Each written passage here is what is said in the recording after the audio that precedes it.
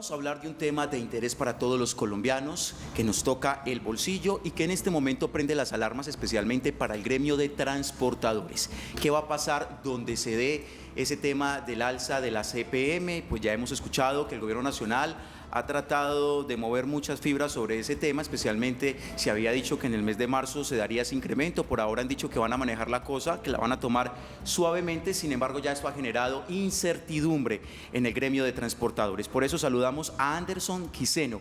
Él es el director de ATC, precisamente la agremiación de transportadores de Colombia. Él maneja todo lo que tiene que ver con este gremio y por eso es que lo hemos invitado aquí en Consejo de Redacción. Anderson, gracias, muchas gracias por madrugar con nosotros, gusto en tenerlo. Sebastián, Catalina y Linda, muy buenos días, y a todos los que nos escuchan, muchas gracias por esta invitación. Bueno, Anderson, en los últimos 2 años más o menos, un año largo, se ha dado un incremento en el ACPM. Sin embargo, todavía no es claro cuándo pasaría esto por parte del gobierno nacional. Ustedes, ¿qué analizan? ¿Qué piensan sobre este tema? ¿Les preocupa? Porque ya ustedes han hecho algunas alarmas. Claro que sí, básicamente el gobierno nacional y desde el gobierno del presidente Duque, pues desde este último año no se ha incrementado el precio del diésel y obviamente es un impacto sobre la canasta de los transportadores de carga bastante fuerte y muy directa. Simplemente manifestar el incremento del diésel crea una incertidumbre bastante fuerte dentro de la economía nacional y dentro de la competitividad. Es más, es especulativo y vuelve un tema inflacionario alrededor precisamente de toda la nación, todo el movimiento de bienes y mercancías. Director, pero ¿no había una promesa del gobierno nacional de no hacer incrementos al diésel? ¿Qué pasó? El gobierno nunca ha prometido eso. Lo que ha manifestado es que hay una crisis que viene económica desde la pandemia y de una u otra forma una de esas alternativas que tiene el gobierno es congelar el precio del diésel para poder mantener los niveles de consumo. Lo que pasa es que hoy en día los niveles de consumo han mermado por otras circunstancias, no hay inversión, no hay ahorro, entonces eso lleva básicamente a las familias a que no puedan tener los mismos niveles de consumo antes de pandemia.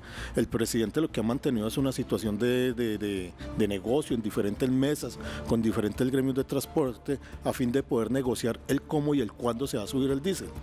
Y todos los gremios de transporte al unísono manejan la misma teoría en el sentido de que no suba el diésel.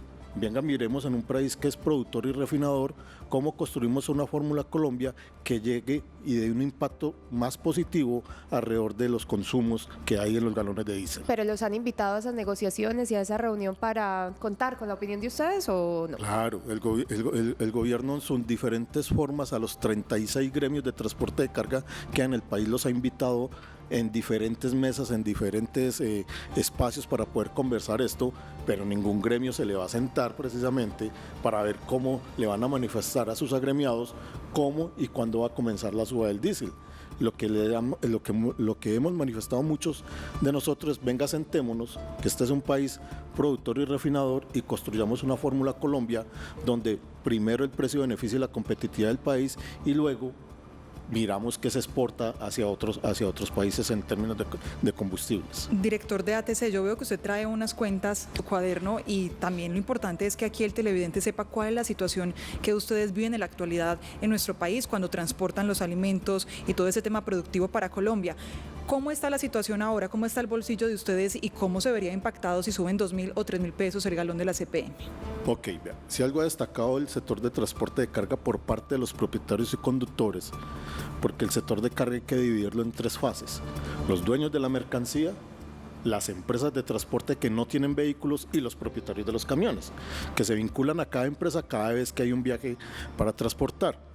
En el país hay 427.000 vehículos de carga. De esos 427.000 vehículos de carga, 64.619 vehículos son tractomulas o vehículos articulados entre mulas y minimulas. Cada uno de estos tiene un consumo en promedio mensual de 1.300 galones, uno con otro.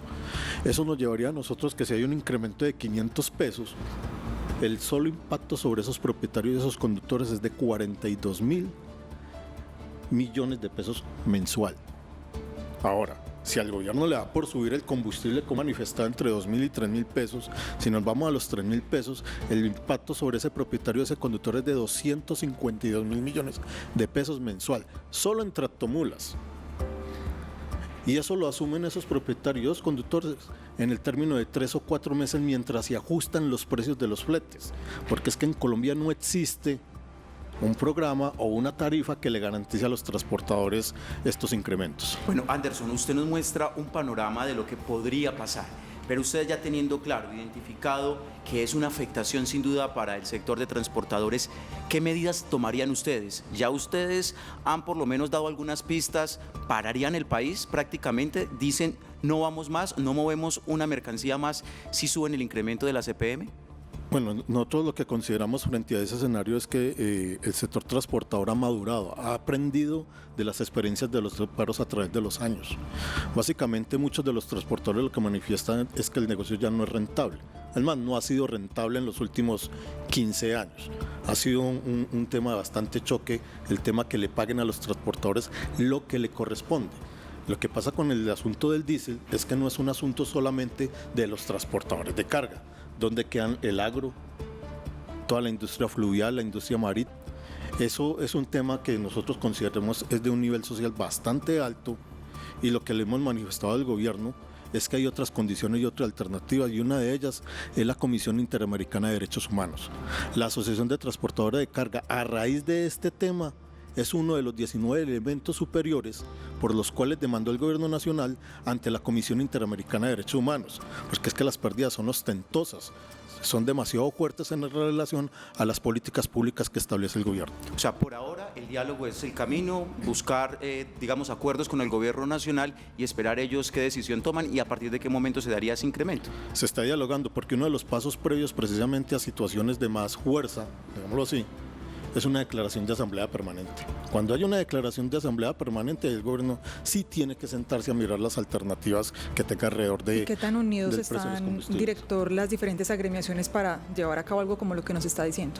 Lo que pasa es que esto es impacto transversal. Aquí uno sí levanta la mano en el sentido de que hay otras modalidades de transporte que son mucho más calmadas en este sentido. Por ejemplo, los buses intermunicipales, los buses de las rutas urbanas que también consumen diésel, pero ellos tienen una forma mucho más pasiva, digamos así, de afrontar esta situación.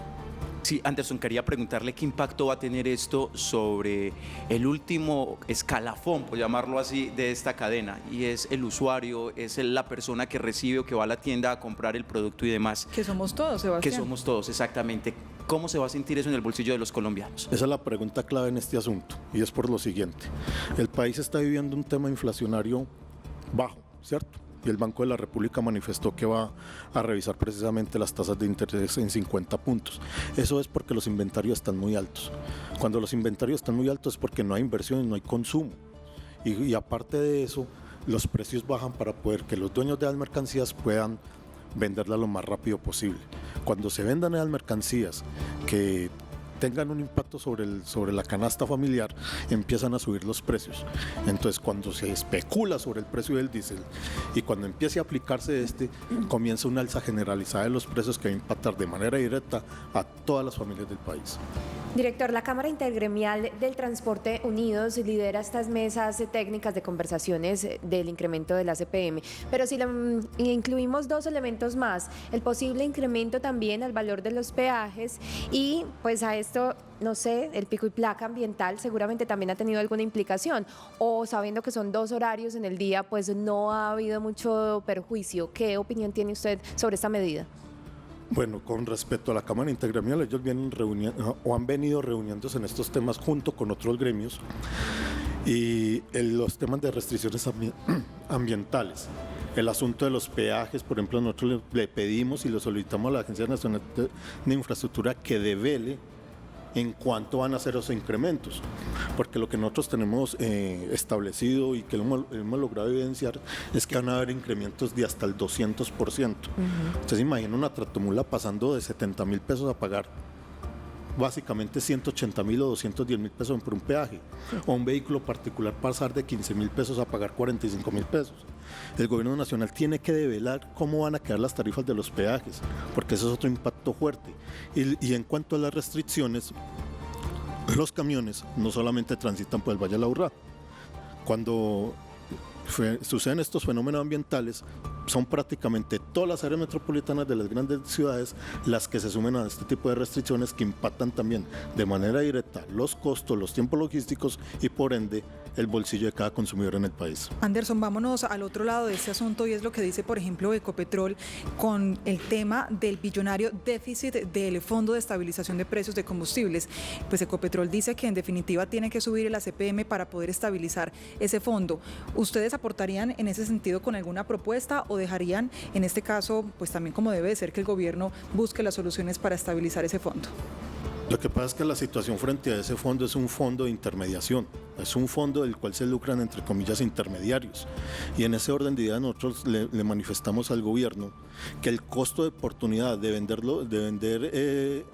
los combustibles hacia el exterior no se lo pueden traducir al costo interno de los precios del combustible. ¿Eso qué quiere decir? Sí, el gobierno gana por cada galón de petróleo que vende, por cada barril de petróleo que vende hacia el exterior, pero para poder seguir ganando, entonces le traduce esos precios al consumo interno. El Fondo de Estabilización de los Combustibles es una política que desafortunadamente es muy interna de la nación y es muy negativa hacia los transportadores de carga. Nosotros lo que le hemos pedido al gobierno es revise eso, busque otras maneras de financiar ese fondo de estabilización, el déficit que tiene el fondo de estabilización, pero al transporte público créele la fórmula Colombia de tal manera que haya estabilidad en el país. Precio Colombia, como también lo han llamado. Precio Colombia, como también. Anderson, hagamos una tarea con los televidentes. ¿Cuánto es más o menos en promedio se gasta un conductor de un camión que va, por ejemplo, desde Medellín a la costa en ACPM? Ese primer precio, por favor. 250 galones. 250 galones. Sí. ¿Eso en dinero cuánto es más o menos? Eso lo multiplicamos por 9.100 pesos que está el combustible. Perfecto, entonces hacemos 9.100 por 250. Eso nos da 2.275.000 pesos. Yendo y viniendo.